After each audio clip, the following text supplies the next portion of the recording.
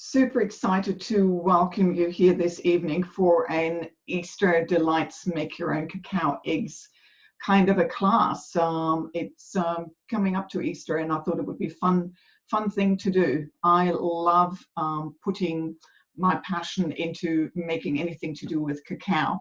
So when I'm not looking after my family with these kind of treats, then I'm absolutely sharing the power of essential oils. My name is Berit Munro, and I'm the Diamond Leader of the Oily Tribe. So it's my great pleasure to have you guys on here tonight, and look forward to sharing with you some of the wonderful things that I get up to in the kitchen. Now, initially my plan was to actually do this in my kitchen, but I got myself into such a froth this afternoon.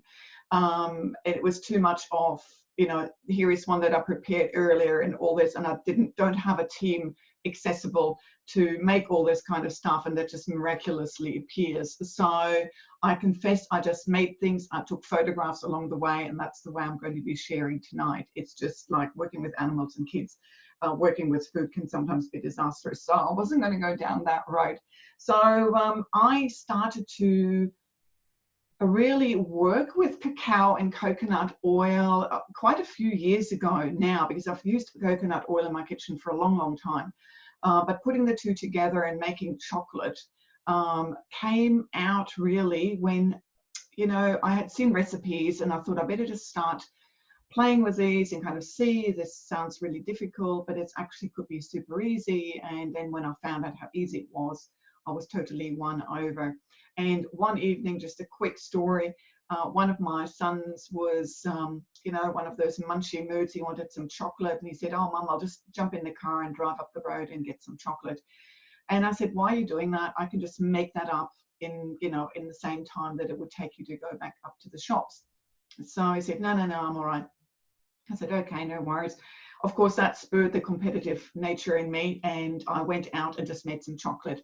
And seriously, guys, when he got back home, there I was with a plate of the chocolates that I had just made. So, that's really just a fun way to do this. And I love to cook, and I love to be in charge, and love to be very much in control of what goes in, on, and around me. So in obviously means anything that we consume. So let's start with the presentation. And now again, don't take any notes. I'm going to send you the recipe, so no need for screenshots and all those fancy things. Let me just jump in here right now. It just makes it a whole lot easier. This is actually an excerpt of a little ebook that I made, in 2016, I think it was. And I just recorded everything that I was doing in terms of cooking for Easter. And, we get together at Easter normally under normal circumstances, our family and extended family and whatnot. And this particular Easter, I just took photographs. So this is actually just a little part of it. So what I'm going to do is I'm going to send you the whole ebook, and you can do with it as you wish. It just represents what we were eating that particular day. But it's all very healthy, and hummus and beetroot dips and all those kind of things. So if you're into this, my gift to you. So if you want me to send this to you, please just pop your email address into the chat box, and then afterwards I'll just collect all the email addresses and send it out to you. All right. So I just wanted to talk about basic ingredients. So things that we need for any kind of chocolate that you do are the following. You obviously need cacao. Now, cacao is really healthy. It's full of minerals, particularly copper. It has a lot of antioxidants in it. It is a really amazing superfood. So, make sure that you incorporate cacao into your life. It's actually very much energizing, energy giving.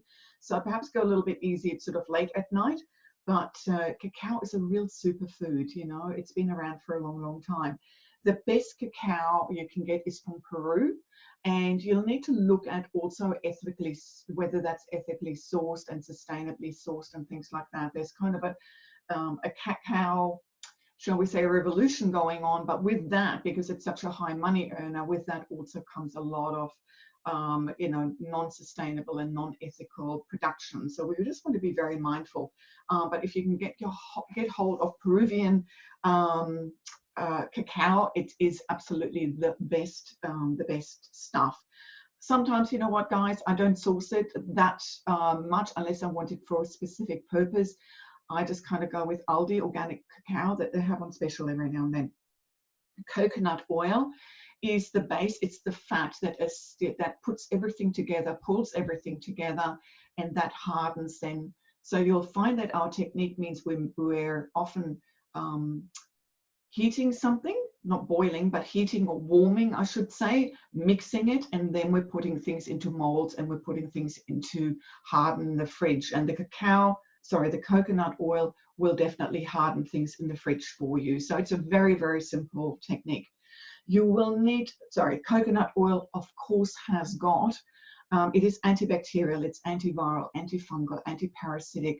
It is really moisturizing. It's something that every human should take at least 2 tablespoons every day. It is actually an amazing, it's got some amazing essential fatty acids in it, which are really beneficial for our body. Now, as far as sweetness are concerned, because cacao is very bitter, so we really want to counteract that with something that's very sweet. And you've got a number of options here. So we've got honey, agave syrup, rice bran syrup, coconut syrup, maple syrup, even vanilla paste or vanilla essence are kind of sweet. You can't use your normal sugar. You'd have to reach to something that's a liquid. And these sort of syrups are quite amazing. So again, go with what you like. I actually prefer honey, and I like to buy locally sourced honey because there is a lot of research on that the more locally you source your honey, the better it is for your body, especially in terms of allergens and so forth. I like to add some solids to my chocolate that I make. And with that, we go with seeds. Now and nuts. Now you can roast those and or toast them and use them that way. You can have pumpkin seeds, you can have sunflower seeds, you name it, sesame seeds. You could even add chia seeds to it to make a real super beautiful, super boosted cacao combination. Nuts, whatever you want. You can loosely bash them to kind of, make them spread a little bit further, or you can have them just whole. You can even, glaze them with some honey or whatever and caramelize them that way, and then mash that up. So you've got sort of caramelization happening. Dried fruit, you can also add frozen fruit. Frozen fruit is fun to do. Things like blueberries or raspberries. Raspberries are definitely my favorite in all of this. Sometimes I add cacao butter. So in the process, cacao beans are actually quite oily, and in the process what they get is they get kind of the cacao solid, that what we've kind of got, but part of that is also cacao butter, and that's the sort of, they come as white little discs often in the shops. They are very expensive, to be perfectly honest, and all they do is they allow people to make chocolates that actually stay as what we would normally call a chocolate at room temperature. When we don't use cacao butter, all your chocolate is going to melt. So you need to keep it, have it, eat it, and then put whatever is left, if there is any left, back into the fridge or the freezer. Otherwise, the whole thing just ends up in a puddle on your dish. So cacao butter gives that, stabilizes the whole cacao mixture, which is awesome. You can add some superfoods. So it's quite fun to add some mesquite powder. Just research this. Some maca powder, some bee pollen if you want, some hemp seed. Anything like that is just fun. And then I love to add some coloring. So you'll see that tonight. You could add some terra greens that we get from the US, some chlorophyll, any of these sort of green powders that are around. And if you want to go for some red or some pink, some acai powder and some beetroot powder give some amazing colors to whatever you're creating. Now, those are not the only basic ingredients, because of course we have got our, oops, my screen has frozen. There we go. We've got our essential oils, obviously, as well. So what essential oils can you use in your cacao products? You know what? Whatever you feel comfortable with, whatever you want to use. I kind of stay very traditional. I sort of go to the wild oranges, the lemon lime. Tangerine is awesome, but I like to stick really with cinnamon and ginger. Cardamom sometimes. In terms of our florals, I love to add lavender, and I've done that with one tonight. Rose is just very decadent, so that's a beautiful oil to add when we make chocolates around about Valentine's Day, for example. But hey, you know, you can have Valentine's every day. Peppermint is just the obvious one. Obviously, spearmint. You can add copaiba to your chocolate. So anything that you want to kind of consume, you can charge your chocolates with all of these things, and then it becomes a really healthy food. So it doesn't just have to be a treat, because your cacao, your coconut oil, you know, your honey, you know, or your maple syrup if you prefer to go sort of more down the vegan route, and then add your solids to that, it makes a really healthy snack, a really healthy food. And you know what, you're not going to eat a lot of it because it is just really, really rich. So, you know, when you get the munchies in the afternoon, perhaps, you know, have a couple of pieces, have these things in the freezer. It's just, you know, just awesome. Now, of course, I'm just talking about our doTERRA oils. So if you've joined us from another forum, then just make sure that you're using our doTERRA essential oils. They're the ones that we can take internally, that we can take for flavoring, for flavor boosting of food, and of course for flavoring our cacao products that we're talking about tonight. So here I am sharing my special recipe, which I just call the Wicked Raw Chocolate Fudge. And it's very much a basic recipe. Just remember, I'm going to send you this. If you want to put your email address into the chat function there, then I'll email this to you. So no need to, you know, do screenshots. But it has all of the components in it. So it's got the fat, the cacao, the coconut oil. I also like to add a nut butter of some sort. Sometimes it's just peanut butter. We don't have a peanut problem in our household, so I just use peanut butter. Obviously your cacao. Then you can see, or sweetener and vanilla extract. It just gives a more rounded kind of a flavor. And then I always like to add a little pinch of sea salt. It just tends to amplify the flavors, I guess. It just brings them out. It just gives them another sort of level. And then you can just go to town with whatever else you want to add. And with that, I mean, you can add any of those solids that I mentioned, the nuts and the seeds and so forth. And you can mention that you can add any of the superfoods that are mentioned, you know, as well. So just go to town. There are no hard and fast rules, but that is just very much a basic recipe. And, you know, you can fiddle around with these beautiful molds. And I'll show you some of the ones that I've got later on. You can do that if you're doing it for a presentation, for example, right? But if I'm just doing it for my family, I'm super lazy. I like things to be quick and convenient, and I don't have time to mess about sometimes with molds. So I just use a baking tray, just a small baking tray. And I guess it's a sandwich, is it a sandwich loaf? I was trying to think what it is. Anyway, I don't know the name of it, like whatever it is. Yeah, sandwich tray, I think it is. And I just put some baking paper on that.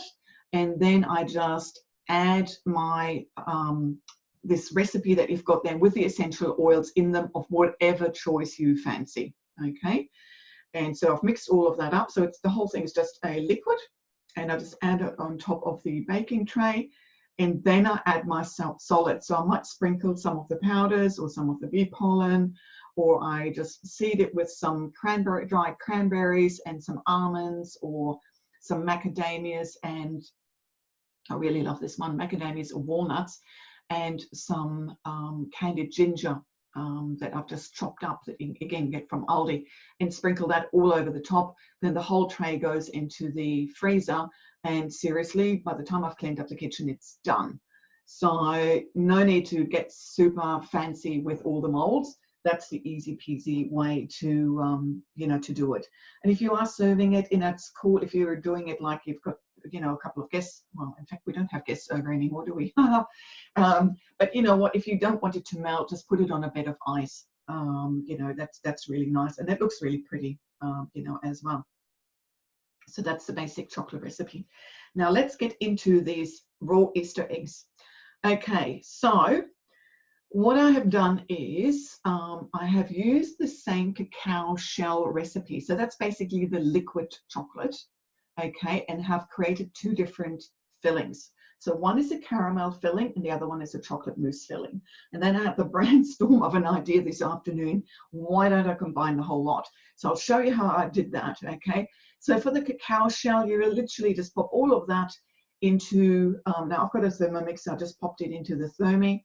I put it on 50 degrees, 5 minutes, and I put it on to setting 4. So then it just melted all that stuff together. I did the cacao butter and coconut oil first, and then I added the cacao and the sweetener and the vanilla extract and the essential oils, and that's blended that very, very nicely. And then I just poured that into a measuring jug so that I could control the whole thing more. Now, before I add the Thermi, you just do it in a pot. You just add your cacao butter, your coconut oil with your cacao and melt all that together, and then you add your sweetener, your vanilla extract and so forth. So then for the filling, now this is actually something that I use quite a lot, which is actually a date, I call it the date syrup, it's or a date paste. And it is really, you know, in an ideal world, we'll all have access to medjool dates that are at a reasonable price. And I'm a bit of a thrifty girl, so I just use the dates that I just get from the supermarket. And I take a cup of dates and a cup of boiling water and put the two together, and then I just let it stand there. And I actually put that all together this morning, and then something cropped up where I had to urgently leave the house. So it was actually sort of marinating and softening for ages. And I always tend to make double the recipe, I'll be perfectly honest. So I would go here with a cup of dates with a cup of water. And then you just put all of that into a blender. You drain the liquid off, so you're then left with just the dates. And then I put that into a blender and blend it all together, and some coconut cream. And that coconut cream is just simply, you just open the coconut cream tin very carefully, and you just scoop off at the top 2 tablespoons of the coconut cream, and you put that all together.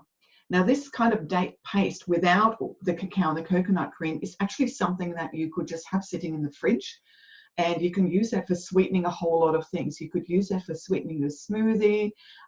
You could use that for adding to a little bit of yogurt that you've added some other oils to, and you can use it as a dipping sauce. You know, if you've got kids at home, you want them to dip with some fruit, you know, that kind of stuff. It's a really nice sweetener, and it has a caramel sort of taste to it. So that's why we called it the caramel filling. So that's the filling there. And let me just go forward. No, that's backwards. There we go. And the mousse filling, you can see the cacao shell there is exactly the same. The mousse filling here is what I did was I put a can of coconut cream into the freezer because I was in a rush. I forgot to add it last night. But generally, I actually have coconut cream in the fridge because you can just whip up a dessert in no time. And I just had it that it was really solid. So then I weighed out 130 grams of that, added some maple syrup or some honey, whatever you want to use, and 3 tablespoons of cacao rather, and you just blend that really quickly, and that really sort of becomes very light and whipped. So it's really like a mousse texture, and of course you add your oils to it that I've got listed here below. So we were doing a chai cacao mousse filling, and it is absolutely divine. So let me go back. Now, to make the shells, right, I could not for the life of me find my Easter egg shells that I know I have somewhere. So desperate measures make for desperate people, right? So here what I've got is actually a bath bomb mold. That was all I could put my hands on. So what I do is I put that into the freezer to have that really, really cold. And then I add a little bit of a little bit of the liquid chocolate mix and just swirl that around. So let me just show what that looks like. There we go. So you just add a little bit of that to the frozen or really chilled mold, and then you just swish that around. and you have to do several layers. It's a little bit fiddly, but what I also discovered was if you put the whole cacao mix into the freezer, into the fridge rather, it tends to set, and when it gets a little bit more thick and starts to set a little bit, then you can actually smear that into your mold a little bit more easily, and then it actually only needs 2 coats. Okay, but it's good to have these shells frozen or the molds frozen, then add your thickened chilled cacao mix, and that just makes the whole job a whole lot easier. And here are the different fillings. So this is a chocolate moussey one, and this is the date paste, which is just really, really yummy. Quite often we actually just have this as a bit of a dessert. You can actually even freeze this mousse and then it becomes a chocolate ice cream. So it's really versatile. I've even used just a couple of really, really ripe mashed bananas instead of using a sweetener in this. So it's a versatile recipe. Okay, so then what I had was all these shells lined up here, empty shells out of the freezer, because these in between times they need to chill in the freezer just to make sure that they're really, really super cold. And then I just added the filling to them. And as you can see, I was not very tidy, but that's okay because you don't need to be. So here is the date paste or the caramel filling, and here is the chocolate mousse. And then what you do is with a little bit of liquid chocolate that you've got left, let me go back. Let me go, oops, wrong one, there we go. You actually just smear a little bit of the liquid chocolate on the outside of the mold here, and then you push the 2 of them together, okay, really quickly, and put that all back into the freezer. And I have never done this before, guys, with these particular molds. So my worry was that I wasn't going to be able to release them.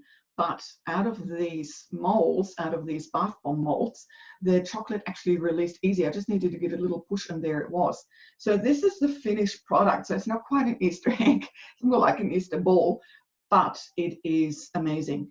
And of course, while I was preparing the fillings, tasting I haven't cracked the Easter egg, but tasting the chocolate mousse and the caramel filling together is just so yummy. So the next thing that I wanted to do was a different type of Easter egg. I want to make it a little bit easier because this is perhaps a little bit tricky. Well, it's not tricky. It's actually very simple. It's just a little bit fiddly. So just be patient. You know, things will kind of come together. And the good thing is that if your chocolate mix, for example, in the fridge has just got too stiff and too hard, you can just warm it up again, and it just goes into liquid again. So you've got a bit of playroom. But what I wanted to do was reverse Easter eggs. And what mine didn't look like that. I wish they did. But anyway, they don't.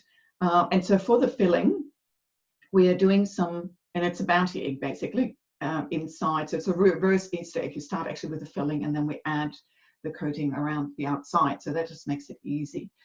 Just in your blender, add some coconut flakes and some coconut yogurt and coconut oil together. Blitz it all up. It makes for quite a wet mixture, but that's okay. And then you obviously have added essential oils of your choice and also coloring of your choice. So I had some fun with doing that. And then you can, this is the cacao coating again. It's, you know, very standard sort of recipe. Cacao butter if you want to use it, coconut oil, your cacao, your sweetener, your vanilla extract. You've seen this all before, so it's super, super easy. So you make the filling first, shape it into egg shapes, and you'll see shortly that egg shape is actually very difficult to form. And then put the whole lot into the freezer to let it go hard. It doesn't take a long time. I mean, a couple of hours is great, but you actually don't need that. And then you just take it all out and then you coat it in your chocolate. So, oops, my screen has frozen again. There we go. So that's the thing in the blender, all good. You just splits it up, super duper. And so what I did was I added some, let me go back, acai powder to the mix. So that gives it its pink sort of color. And I added some lavender oil to this. and to the one that I added some spirulina powder to, which turns it green, I added some spearmint and some lime oil. So, nope, now I'm definitely going the wrong way. There we go. So when they were formed, just see them as beautifully shaped Easter eggs. It was actually kind of tricky. You put them in the freezer and they have to be really, really cold. So when you get them out, you then coat them in the liquid chocolate. And these ones here in the front have had 2 coatings. So in between coatings, you just pop them back in the freezer. Again, seriously, it's just minutes. While you're cleaning the kitchen, then you just bring them back out again. And these ones at the top here have had have just had the 1 coat. So it is just super easy. My husband just had one of them, and he said they were very tasty. If you want some more cacao inspiration, my good friend John Croft has produced this beautiful book called Cacao Addict. He goes into you know, a lot of beautiful recipes and essential oils and bliss boards and all sorts of wonderful things. So he's created a wonderful book to you know, to bring that to us all. I think it's about $45, and you can get it from oilsforlife.com.au. That's Reader's Shop up in Darra, just south of Brisbane. So what I wanted to show you was, you know, these sort of molds. You know, heart shape is I love this one. This is really kind of cute. These are quite often, you can get them at Aldi or you can get them at Kmart. They're about $1 or $2 or something. So I've got a stack of these, which is fun. I know that one year I did, before I had Easter egg molds, I actually had these silicone cupcakes and cupcake things, and they are really easy to use. So you could smear the cacao into the center here and just chill that, and then you just pop it out. One year actually I simply served them in here. So I didn't actually put the Easter eggs together, but I actually served them as an open one, as that beautiful photo was with the beautiful, what was it? The almonds and pistachios and things like that, that beautiful photo there. So you can just serve it as an open case. And, you know, honestly, it is so rich. So I'm going to cut ours in half, and my husband's going to have one and I'm going to have the other, and we're going to be absolutely filled to the gunnels. With the flavoring and things like that, don't forget your toothpicks. So be mindful that some of those oils are quite hot and quite spicy. So you just want to be, you know, careful with that.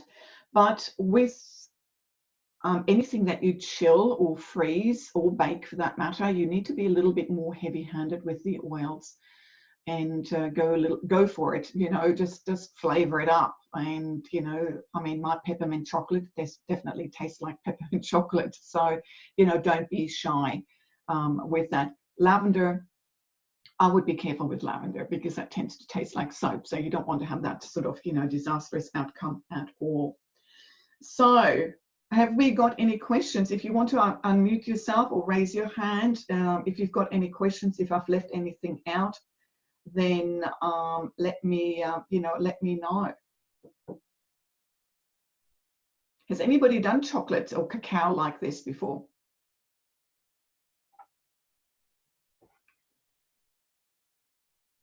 If you prefer to put it into the chat, you can do that as well. All good.